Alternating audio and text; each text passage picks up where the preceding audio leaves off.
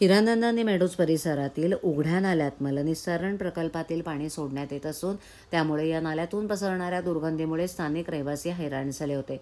तसंच त्यांच्या आरोग्याचा प्रश्नही निर्माण झाला होता.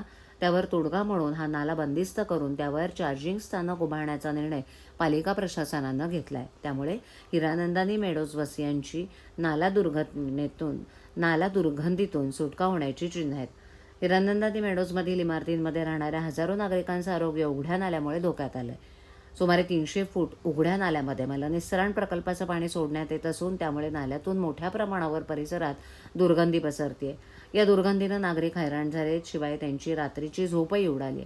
याबाबत नागरिकांनी जनसेवकाचा जनसंवाद या कार्यक्रमात आमदार केळकर यांची भेट घेऊन निवेदन दिलं होतं. त्यावेळेला केळकर यांनी संबंधित अधिकाऱ्यांशी चर्चा करून काही उपाययोजना सुचवल्या होत्या. पाहणी दरम्यान या नाल्यावर पीपीपी तत्वावर स्लॅब टाकून त्यावर चार्जिंग स्टेशन उभारण्याची सूचना केळकर यांनी अधिकाऱ्यांना केली.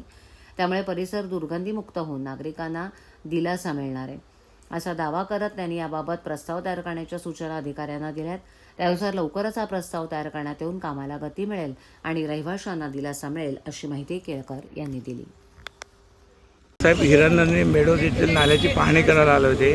काय समस्या होती? या ठिकाणी हजारोने लोक राहतात आणि आमच्या या ठिकाणच्या नगरसेविका स्नेहाताई आमरे हे सर्व हे जागरूक नागरिक यांची मागणी होती आणि त्याच्यामुळे आज आम्ही ही पाहणी करायला आलो. इकडे सगळे नाले जे आहेत 200-300 फूट ते सगळे खुले नाले आहेत.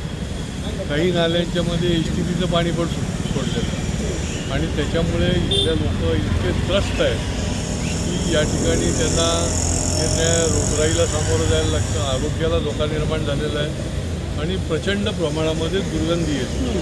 रात्री देखील त्यांना झोप उठते अशी परिस्थिती आणि त्याच्यामुळे याची पाहणी केली आहे. अधिकारीही बरोबर होते आणि ह्या नाल्याचा ओपन नाले आहेत आणि त्याच्यामुळे फार मोठा प्रॉब्लेम आहे.